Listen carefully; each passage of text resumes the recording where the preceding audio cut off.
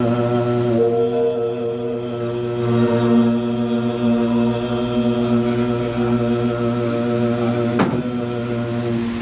ఏ స్వరం అంటే ఆ స్వరం. దీని స్వరం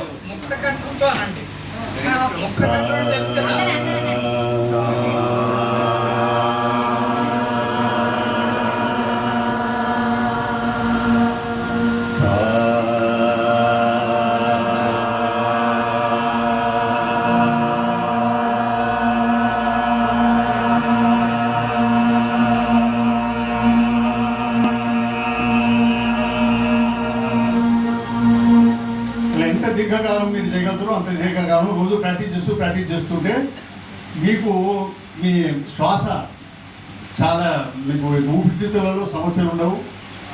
అసలు గాలి పంచభూతాలలో మన పూర్వీకులు నమ్మినట్టు పంచభూతాలలో మీ అందరికీ తెలుసు వాయువు ఒకటి, వాయులింగం ఉంది. కాబట్టి వాయువును మనం స్తంభింపజేసి చేస్తే అసలు ఊపిరితిత్తులటువంటి వాయువు ద్వారానే ఇప్పుడు ప్రాణం పోయిందంటే వాయువు శ్వాస రావడం ఆగిపోతుంది, గుండె అయిపోతుంది, అన్న అయిపోతుంది తర్వాత. కానీ ముందు వాయువు తీసుకున్నటువంటి ఆ గాలి లేకుండా పోతుంది అన్నమాట. వాయువు ప్రధానమైంది కాబట్టి ఆ వాయువు ద్వారానే మనం మొత్తం మన ఆరోగ్యాన్ని కాపాడుకోగలుగుతాం. అసలు నేను సంగీతం ద్వారా మా మిత్రులందరూ 80 ఏళ్ళకు నడవలేకపోతున్నారు, లేకపోతే వాకరు అవన్నీ పట్టుకొని మెట్లెక్కలేకపోతున్నారు. నేను చేయగలుగుతున్నానంటే మన శరత్చంద్ర గారి కృపతో, సంగీతం మీద ఉన్నటువంటి ఆసక్తితో నేను చేస్తున్నటువంటి అభ్యాసం మాత్రమే. లేకపోతే నేను మీ ముందు ఇట్లా మాట్లాడే శక్తి కానీ కలిగి ఉండేవాడిని కాదు, కేవలం సంగీతం ద్వారానే, సంగీత ఉపాసన ద్వారానే.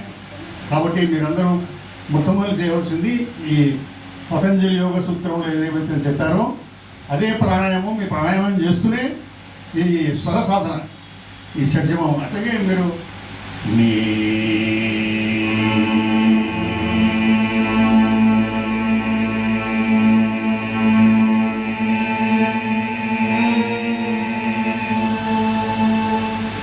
శ్వాసంతా లోపల తీసుకొని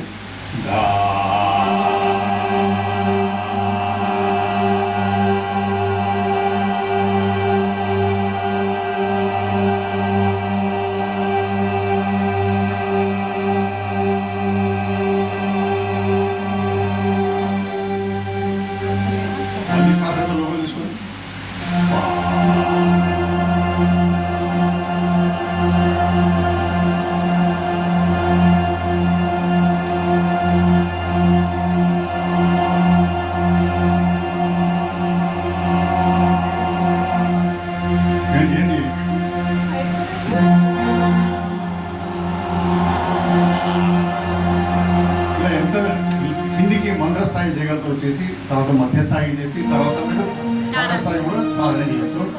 ఇది ముఖ్యమైనటువంటి ప్రతి సంగీత ఉపాసకుని ప్రతి పాడేవాళ్ళకి ఏ మ్యూజిక్ కానీ, లైట్ మ్యూజిక్ కానీ, క్లాసికల్ మ్యూజిక్ కానీ 5 నిమిషాలు మీరు స్పెండ్ చేస్తే దానిపోదు ఉదయం.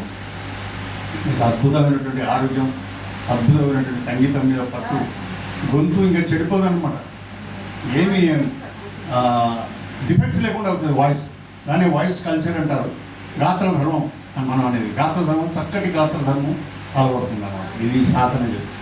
అందరూ మన గొప్ప గాయకులందరూ మన పూర్వీకులు కానీ ఇప్పుడున్నటువంటి గొప్ప గాయకులందరూ అంతా నిర్విరామంగా ఒక 2-3 గంటలు ఎట్టబడుతున్నారంటే సాధన. ఉదయం చేసేటువంటి సాధన ఇంపార్టెంట్. ఇదే బ్రహ్మముహూర్తం అంటారు. అర్లీ మార్నింగ్ 3 గంటల నుంచి 6 గంటల వరకు బ్రహ్మముహూర్తం. 6 గంటల తర్వాత అయినా కూడా చేయవచ్చు. సంధ్యా వేళ, ఉదయం సంధ్య కానీ, సాయంత్రం సంధ్య కానీ, ఎప్పుడో ఒకసారి మధ్యాహ్నం కానీ. చలికాలం అయితే 24 గంటలు చేయొచ్చు. గాత్రం స్వాధీనంలో ఉంటుంది. ఎండాకాలం గాత్రం ఒక్కటి స్వాధీనంలో సరిగ్గా ఉండదు. కాబట్టి అందుకే అర్లీ మార్నింగ్ చేస్తే మంచిది. ఎండాకాలం, మిగతా కాలం చలికాలం మొత్తం మీరు ఫుల్ డివోట్ చేయండి. ఇప్పుడు కూడా బాగానే ఉంది కాబట్టి గొంతు మీరు చలికాలం చేసిన గొంతు సాధన సంవత్సరం నిలబడుతుంది. రెండో విషయం అందరూ చెప్పదలుచుకున్నాను. మా ఇంట్లో నుంచే ప్రారంభించాం కానీ ఎవరు దాన్ని శ్రద్ధ పట్టరు. ఏంటంటే ఒకరోజు 36 గంటలు ఉపవాసం చేయాలి న్యాయంగా. 36 గంటలు కాకపోయినా 24 గంటలు చేయాలి.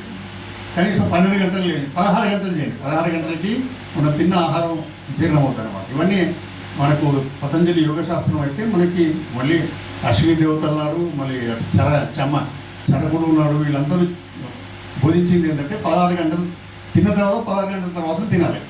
మన ఇందాక అజీబ్ నజీర్ ఉన్నాడు, మన సిరాజుద్దీన్ గారు ఉన్నారు, వాళ్ళు వారి ఉపవాస దీక్షలలో ఉదయం నుంచి సాయంత్రం 12 గంటలు ఏమి నీళ్ళు కూడా మింగరు, తెలుసు కదా.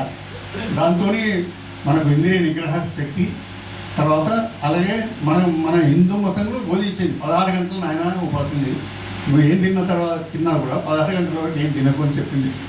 కానీ రాను రాను అది రాను అసలు ఉపవాసం అనేటువంటిదే దేవుని మీద భజన చేస్తుంటే అదే ఉపవాసం అనేటువంటి కాన్సెప్ట్ కూడా ఎవరికైనా. కానీ మనం తిన్న తర్వాత 16 గంటల తర్వాతనే మళ్ళీ భోజనం చేయాలి. కనీసం 12 గంటల తర్వాత భోజనం చేయండి. ఇది ముస్లిమ్స్ 12 గంటలు చేస్తారు. వారానికి ఒక రోజు ఉపవాసం ఉండాలి, లేదా 2 వారాలకు ఒకసారి ఉండండి, లేదా నెలకు ఒకసారి ఉండండి. కనీసం ఉపవాసం మాత్రం మన క్యాలెండర్లో చూస్తే మాస శివరాత్రి అని ఉంటుంది. తర్వాత ఉపవాసం చేయమని మనకు ప్రతి శాస్త్రం చెప్తుంది. కాబట్టి మీరు దాన్ని తప్పదు పాటిస్తే అతని రాత్రానికి కూడా చాలా మంచిది అనమాట. మీరు ఒక్కరోజు ఉపాధి చేసి తెల్లారి మీకు ఆపరేషన్ చూసుకోండి, మీ ఆరోగ్యం ఎట్లా సెటప్ అయిపోతుందో చూసుకోండి. కాబట్టి ఉపవాసం కూడా నేను చెప్పిన స్వర సాధన ఎంత ముఖ్యమో ఉపవాసం కూడా అంతే ముఖ్యం. మన ఇంద్రియ నిగ్రహ శక్తి, మన ఆలోచన శక్తిని నియంత్రిస్తుంది, అన్నీ సెట్ అయిపోతాయి. తర్వాత మిగతా ఆహారం అందరినీ ఎవరిని సరే మనకు నేర్పినటువంటి బౌద్ధుల జైన కానించి హిందూ మత ధర్మం అన్నీ కూడా మనకు నియమాలు అన్నీ నేర్పింది. అవన్నీ యమ నియమాలు అంటారు, 9 ఉన్నాయి. అన్నీ నిగ్రహించుకొని మనం ఆహారంలో ఎంత తిట్టకూడాలి, మన గుణము క్యారెక్టర్ డెవలప్ చేసుకోవాలి, అన్నీ కంట్రోల్స్ పెట్టుకోవాలి, దేని మీద ఆశించకూడదు, అన్నీ అసత్యము పలకరాదు, అహింస చేయకూడదు, ఇలాంటి కొన్ని ఉన్నాయి కదా. అవన్నీ నియమాలన్నీ పాటించాలి. ఒట్టిగా సంగీతం పాడితే సరిపోదు. సంగీతం ఒక పెద్ద విద్వాంసులు అయి ఉండి అన్ని నేరాలు చేస్తే వేస్ట్ సంగీతం దాని అట్లా. కాబట్టి ఇవన్నీ కూడా ఈ విలువలన్నీ కూడా కాపాడి అప్పుడే మనం మస్తిష్కంలో మనం పాడేటువంటి పాటల కూడా దానికి వచ్చేటువంటి 100% మనం పాడే పాటలు దానికి పరిపూర్ణత వస్తుంది. అది ఇదే నా కోరిక, మీరు అందరూ కూడా పాటించాలి. ఫైనల్గా సద్గురువు గారి దృష్టిలో నేను అన్ని ఆలోచించి మీకు ఒక అభ్యర్థన చేస్తున్నాను.